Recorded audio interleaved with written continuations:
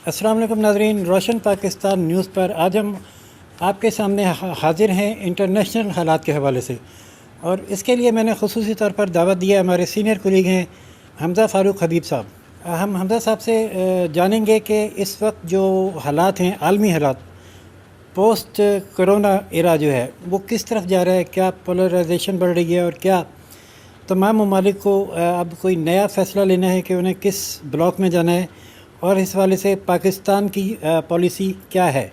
क्या पाकिस्तान कोई clear cut policy ले पा रहा है या वो कंफ्यूज है। जहाँ तक राशिद साहब आपका कहना है कि इस वक्त जो ग्लोबल सिचुएशन है और किस तरह ग्लोबल सीन चेंज हो रहा है, उसमें मेरे ख़्याल में काफ़ी चेंजेस आई हैं। पोस्ट करोना जो है, एक तो पहले ही हम ये देख रहे थे कि जो पावर का पैराडाइम है वो शिफ्ट हो रहा है, हो रहा है एशिया की तरफ, और उसकी वजह से जो यूरोपियन ममालिक हैं और जो अमेरिका है और इसके अलावा ऑस्ट्रेलियन, जो जितनी भी वेस्टर्न ब्लॉक है, वो उसमें जो एक बेचैनी पाई जाती है। और उसका सबसे बड़ी वजह यह है कि चीन जो है दुनिया में एक उभरती हुई दुनिया में जो इकनॉमिक सुपर पावर के तौर पे सामने आया है।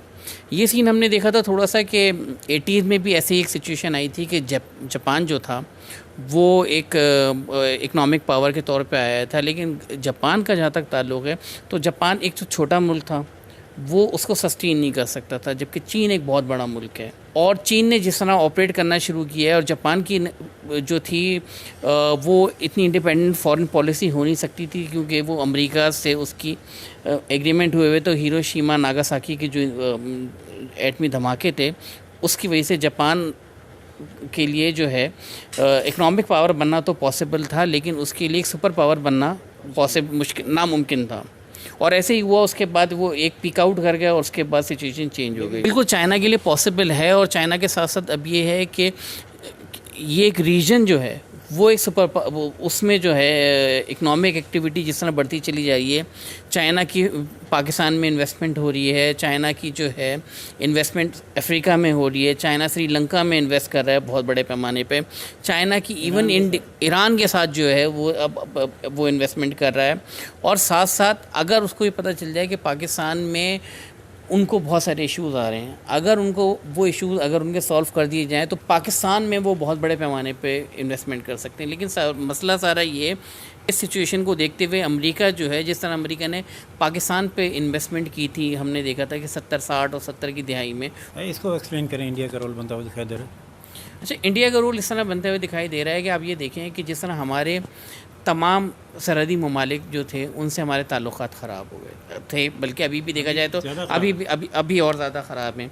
सबसे बड़ा तो एक तो ये कि इंडिया से हमारा बॉर्डर मिलता है, पूरा पंजाब का पूरा बॉर्डर मिलता है, आप उसका बलूचिस्तान का नहीं, सिंध का मिलता है, और फिर आपका जम्मू से जो है सियालकोट का मिलता है, और वाघा का मिलता है। तो एक तो हमारा जो ये ईस्टर्न बॉर्डर है, वहाँ भी मसला अफ़गानिस्तान वाला मामला, वो भी नॉर्दर्न बॉर्डर पे भी सबको पता है क्या है, ईरान से भी हमें मसले हैं। अब वही सिचुएशन जो है इंडिया फेस कर रहा है। इंडिया के चीन से लद्दाख पे जो डिस्प्यूट हुआ है, और उन्होंने जो डिस्प्यूटेड टेरिटरी को अपने जो है उसको अपनी टेरिटरी डिक्लेयर कर दिया, उस पे इशू आया। फिर दूसरी बात इशू ये आया कि उनका नेपाल से भी इशू, वहाँ कन्फ्रंटेशन स्टार्ट हो गई है। पाकिस्तान से तो ऑलरेडी हमारे जो एक मामला, अफ़गानिस्तान में रोल ख़त्म हो गया माहिदे के बाद। जी, अफ़गानिस्तान में भी देखें ना, अफ़गानिस्तान में इंडियन इंटरवेंशन बढ़ती चली जा रही है, और उस पर भी पाकिस्तान के भी तहफ़्फ़ुज़ात हैं। और जब मुआहिदा करवाया जो पाकिस्तान ने तालिबान और अमेरिका का, उसके बाद भारत का रोल अफ़गानिस्तान में कम नहीं हुआ, उसको वापस नहीं जाना पड़ रहा। देखिए, जाना तो पड़ रहा है, लेकिन इंडिया को at the same time America के वहाँ जो है, कुछ अरसे पहले अगर आपको याद हो कि कुछ ये भी पता चला था कि जी बहुत सारे वाक़यात हैं जिसमें तालिबान कहते हैं कि वो हमने दहशतगर्दी के वाक़यात नहीं कराए, और ये मालूम हुआ था कि जी दाइश की मौजूदगी का यह पता चला था। और एक चीज़ ये भी पता चली थी, ये भी ख़बर आई थी कि पाकिस्तान दाइश के जब लोग आए थे, पाकिस्तान और रूस के हालात जो बेहतर हुए थे, उसकी एक बहुत बड़ी वजह ये थी कि रूस ने पाकिस्तान को ख़बरदार किया था कि जी दाइश की एक बड़ी जो है मिलिटेंट्स की एक बड़ी तादाद जो है वो अफ़गानिस्तान पहुंच गई है, और वो एंटर हो सकती है पाकिस्तान में, तो आप उसे अपनी तैयारी कर लें। और पाकिस्तान ने بر وقت تیاری کی تھی اور چین نے بھی بر وقت تیاری کی تھی, اور اس کی وجہ سے وہ جو داعش کا جو ایفیکٹ تھا وہ افغانستان تک محدود. حالیہ جو سچویشن تھی جس میں ماضی کی حکومت نے سی پیک پر تیزی سے کام کیا ہوا تھا اور موجودہ حکومت نے آ کے اس کو سلو ڈاؤن کیا, اس سے چائنا ناراض ہوا تھا, اور کیا وہ ابھی ناراضگی ختم ہوئی ہے آپ کے خیال میں کہ نہیں؟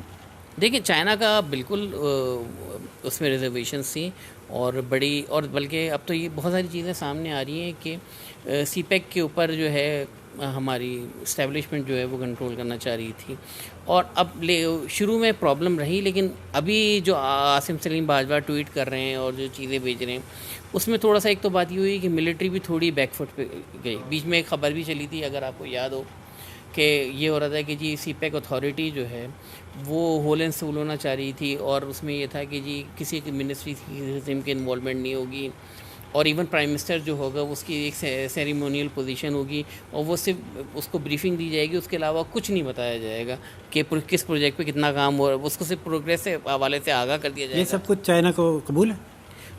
چائنا کے لیے یہ پرابلم نہیں ہے. چائنا یہ کہتا ہے, چائنا کا یہ کہنا ہے کہ ہم سے ڈیل جو کرے اس کے بعد فل اتھارٹی ہو, اور ہمیں یہ نہ ہو کہ جی ڈبلنگ نہ ہو. تو گورنمنٹ نے دے دیا ہے یہ ملٹری کو فل اتھارٹی؟ نہیں, وہ ہو نہیں سکتی, کیونکہ کام این ایچ اے نے روڈ بنانی ہے تو این ایچ اے نے بنانی ہے. اگر آپ نے کوئی ڈیولپمنٹ ورک ہے تو وہ منسٹری نے کرنی ہے. پھر ایسے میں کیا فیوچر ہے سی پیک کا؟ سی پیک کا فیوچر اچھا ہی ہے. سی پیک کا فیوچر جو ہے اچھا ہی ہے. ابھی ML1 کا معاہدہ بھی طے ہو گیا ہے اور سی پیک کا فیوچر اچھا ہے. میں چائنا کو, لیکن بات یہ ہے کہ سمپلی چائنا کا بھی یہ کہنا ہے کہ بھائی جس کا ان کا ایک انہوں نے اپنا اوپینین ظاہر کیا کہ بھائی جس کا کام ہے اسے کرنا چاہیے. جو پاکستان میں ان کو پرابلم آیا تھا وہ IMF سے آیا تھا, کیونکہ IMF کے آنے کے بعد آپ کی کرنسی کی ڈی ویلیو ہوئی تھی بہت برے طریقے سے. آپ کو گیس اور الیکٹریسٹی کے پرائسز آپ کو بڑھانے پڑ گئے تھے, تو اس سے جو ان کو, اور اس سے ان کو کافی ہٹ آئی تھی. تو یہ جو اب دوبارہ ٹریک پہ آیا سی پیک, اس سے امریکہ ناراض ہے, اور کیا اسی کی وجہ سے اس تازہ جو حالات ہیں, تعلقات ہیں پاکستان اور سعودیہ کے, وہ کشیدہ ہوئے ہیں, یا اس کی کوئی اور وجہ؟ نہیں, سعودی عرب پہ تو میرے خیال میں جو ایشو آیا ہے, سعودی عرب کیونکہ ابھی بھی ویسٹرن بلاک کی طرف ہے, اور اس کا جو ایشو ہے وہ ویسٹرن بلاک میں ہے کی طرف اس کا جھکاؤ ہے. اس کو ایک تو یہ مسئلہ ہے کہ جو ہم ترکی سے ایک تو کلوز ہوئے, ملیشیا سے ہم نے کلوز ہوئے, OIC کے اوپر پاکستان نے کویسچن مارک اٹھائے. پھر دوسری بات یہ کہ ہمارا یہ خیال تھا کہ ہم یہ چاہتے ہیں, کہ ہم یہ سمجھتے ہیں کہ سعودی عرب کو کشمیر کے معاملے میں ہمیں سپورٹ کرنا چاہیے, جو سعودی عرب نے ہمیں نہیں کیا. بٹ دوسرے اینڈ پہ ہمیں ایک چیز دیکھنی پڑے گی کہ سعودی عرب جو ہے, ترکی انڈیا کے خلاف اسٹیٹمنٹ دے سکتا ہے, کیونکہ ترکی کا زیادہ تر ٹریڈ یورپ سے. ترکی اور یا ملیشیا بھی اسی طرح انڈیا کے خلاف اسٹیٹمنٹ دے سکتا ہے. سعودی عرب کے لیے دینا مشکل ہے, کیونکہ سعودی عرب کا کی بہت بات ہے, ان کی بہت بڑی مین پاور جو ہے وہ انڈیا سے آئی ہوئی ہے, انویسٹمنٹ بھی بڑی ابھی, اور انویسٹمنٹ بھی انڈیا میں بھی ان کی بہت بڑی انویسٹمنٹ ہے. اور انڈینس کی انویسٹمنٹ UAE میں جو سب سے بڑا انویسٹر ہے, UAE اسپیشلی میں مینشن کروں گا, UAE میں سب سے بڑا جو انویسٹر ہے وہ انڈین ہے. تو اس پہ UAE یا سعودی عرب وغیرہ کے لیے پاکستان کی سائڈ لینا, حالانکہ انہوں نے شروع میں تو اسٹیٹمنٹ دیتے تھے وہ, لیکن کافی عرصے سے انہوں نے اس معاملے میں اسٹیٹمنٹ نہیں دیا. اور پاکستان جو کا ٹل تھوڑا سا ترکی کی طرف, ان کو لگ رہا ہے کہ جو ہم مسلم ورلڈ کے لیڈر تھے وہ رول جو ہے اب اردوغان کی طرف جا رہا ہے. اچھا, دوسری طرف اردوغان, ہم تھے مسلم ورلڈ کے لیڈر کب تھے؟ نہیں, ہم نہیں تھے, سعودی عرب کی بات کر. اچھا, سعودی عرب کو, تو سعودی عرب کے لیے ترکی کا رول, بڑھتا ہوا رول جو ہے اس کی, کیونکہ وہ ایران سے پہلے ہی وہ کافی خائف ہے. پھر اگر ترکی ایک اسلامک پاور کے طور پہ, اردوغان جو ہے اسلامک لیڈر کے طور پہ بڑھتے ہیں, تو پھر اس کو سعودی عرب کو اس پہ ایشو ہے. پاکستان نے یہ دیکھا کہ اب یہ کمزور ہو رہا ہے سعودیہ, تو آنکھیں دکھا دو. ایسا ہمیشہ پاکستان نے بڑا احترام کیا سعودی عرب کا. دیکھیں, پاکستان تو کسی کو, پاکستان کی معاشی حالات تو ایسی ہے کہ پاکستان کسی کو ناراض نہیں کر سکتا. یہ دیکھیں سعودی، ایک تو ابھی شاہ محمود قریشی کا بھی سننے میں آ رہا ہے کہ سعودی عرب کا دورہ کرنے والے ہیں. بیچ میں کسی نے یہ بھی اڑا دی تھی کہ شاہ محمود قریشی شاید ریزائن کر دیں ایسا، حالانکہ وہ شاہ محمود قریشی کا اس میں کوئی رول نہیں ہے. جو اسٹیٹ کی پالیسی ہے یا جو بھی آپ کی اسٹیبلشمنٹ کے ساتھ جو فارن پالیسی نہیں، فارن منسٹر دیکھیں نا، فارن منسٹر ہیں، اور اب ایسا لگ رہا ہے کہ فارن پالیسی سویلین گورنمنٹ نہیں بنا رہی ہے. یہ بات تو سامنے ہو گئی ہے کہ نواز شریف سے جو اختلاف تھا اس میں ایک فارن پالیسی جو تھی وہ ایک بہت بڑا جو تھا نا بون آف کنٹینشن تھی، آپ اسے وہ کہہ سکتے ہیں. حالانکہ زمانے میں بھی کوئی فارن پالیسی خاص نہیں تھی، فارن منسٹر ہی نہیں تھا، دو ایڈوائزرز رکھے ہوئے تھے انہوں نے. کہ پاکستان کو یہ دیکھنا ہے کہ دیکھیں آج بھی پاکستان کے سب سے زیادہ مین پاور جو ہے وہ سعودی عرب سے جو آپ کا سب سے بڑا جو ہماری جو سورس آف ریونیو ہے وہ ہمارے بیرون ملک مقیم پاکستانی جو کام کر رہے ہیں وہ ہمیں جو ترسیلات زر بھیجتے ہیں، جو ریمیٹنسز جنہیں ہم کہتے ہیں، اس پہ ہماری ڈپینڈنس ہے. اور وہ تقریباً جو ہے وہ ہماری اس کی وجہ سے ہمارا کرنٹ اکاؤنٹ جو ہے وہ کسی حد تک مینیجبل ہے. ورنہ ہماری ایکسپورٹ تو پچھلے 6-7 سال سے بالکل ہی نہیں بڑھی. صرف یہ جو ریمیٹنسز ہیں، ترسیلات زر، ان میں اضافہ ہوا ہے. اور ان میں سب سے زیادہ جو آتی ہیں وہ ٹاپ 3 ممالک جو ہیں ان میں سعودی عرب شامل ہے. تو ترکی سے تو کچھ نہیں آتا، تو اگر سعودی عرب سے اگر پیسہ نہیں آئے گا تو آپ اور آپ کی مین پاور وہاں اگر وہ اس کو فارغ کر دیتے ہیں تو آپ کے لیے تو بہت بڑا مسئلہ ہو جائے گا. فارن افیئرس کے میں ایشو میں جو ہے ہم کنفیوز ہیں، کبھی ہم ان کے خلاف بیان دے رہے ہیں اور کبھی ہم پھر دورے کرنے کی کوشش کر رہے ہیں. دیکھ کیا رہے ہیں آپ کیا ہونے جا رہا ہے؟ دیکھیں بالکل، دیکھیں ایک تو بات یہ ہے کہ فارن پالیسی یعنی ایسی ہماری فارن پالیسی اب سے نہیں ہے. ہماری فارن پالیسی بہت 60 کی دہائی سے جو ہے نا وہ کنفرنٹریشن فارن پالیسی رہی ہے. جب تک پیس، کوئی ملک ترقی اس وقت تک نہیں کر سکتا جب تک اس میں پیس نہ ہو. تو یہ جو سعودیہ نے اپنا قرضہ واپس مانگ لیا اور پیٹرول ادھار کا جو تھا وہ معاہدہ ختم کر دیا، یہ روٹین میٹر ہے یا ناراضگی کی وجہ سے؟ دیکھیں ابھی ختم تو نہیں ہوا، اس کی کوئی آفیشیل اسٹیٹمنٹ تو جاری ہوا نہیں ہے.